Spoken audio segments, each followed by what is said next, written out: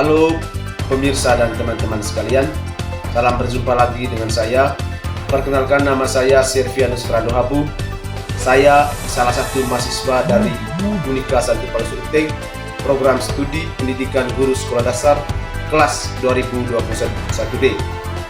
Kawan-kawan dan teman-teman sekalian, pada kesempatan ini saya akan menjelaskan kasus yang terjadi di Pocoleo, yaitu kasus geotermal. Baik, kawan-kawan dan teman-teman sekalian, saya akan menjelaskan kasus yang menjadi trending topik di tengah masyarakat dalam beberapa bulan belakangan ini, yaitu kasus pembangunan geotermal yang berada di Provinsi Nusa Tenggara Timur, Kabupaten Manggarai, Kecamatan Satarmise, lebih tepatnya di Pocoleo. Dari hasil temuan yang saya dapat melalui media sosial, salah satu tua adat di Pocoleo yang berada di Desa Lunga menyatakan sikap terkait dengan pembangunan geotermal ini. Beliau menyatakan bahwa kehadiran pihak geotermal awalnya tidak mengetahui tokoh adat dan masyarakat keseluruhan di Pocoleo, dan kehadiran mereka tidak melakukan sosialisasi kepada masyarakat Pocoleo terkait dengan bagaimana pembangunan geotermal ini.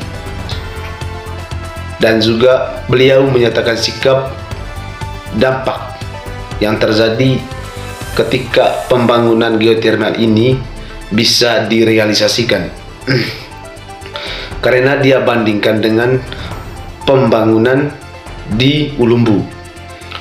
Beliau membandingkan pembangunan di Ulumbu.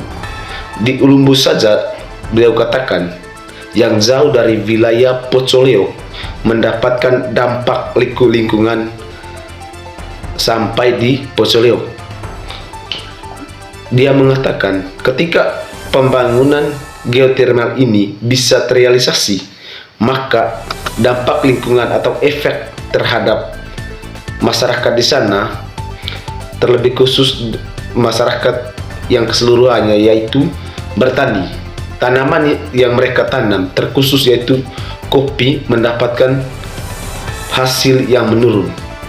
Dan juga pernyataan sikap yang saya temukan dari media sosial, yaitu dari kaum muda dari Pocoleo. Dan kaum muda dari Pocoleo menyatakan sikap terkait dengan penolakan pembangunan geotermal. Kaum muda menyatakan sikap penolakan ini, menyatakan bahwa pembangunan geotermal bisa merusak budaya, ruang hidup masyarakat adat, terlebih khusus Pocoleo, karena menurut mereka kehidupan tidak berakhir hari ini, tetapi generasi itu terus berlanjut, dan hidup tak hanya di satu generasi, tetapi ada generasi pengikut dan generasi penerus.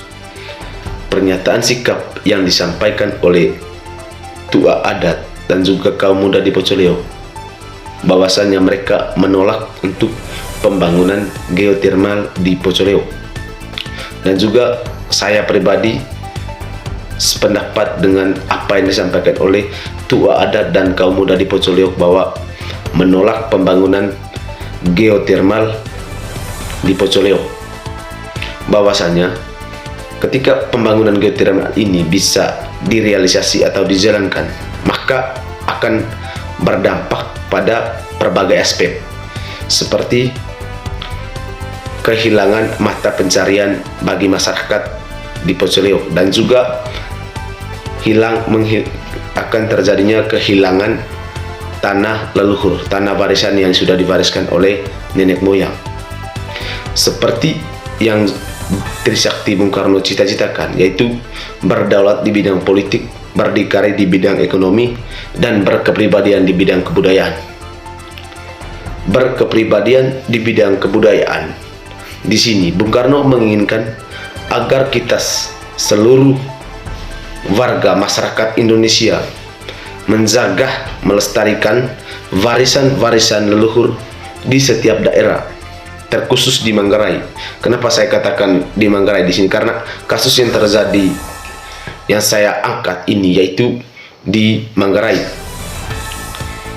yang pada hakikatnya kita harus melestarikan 5 filosofi budaya Manggarai, yaitu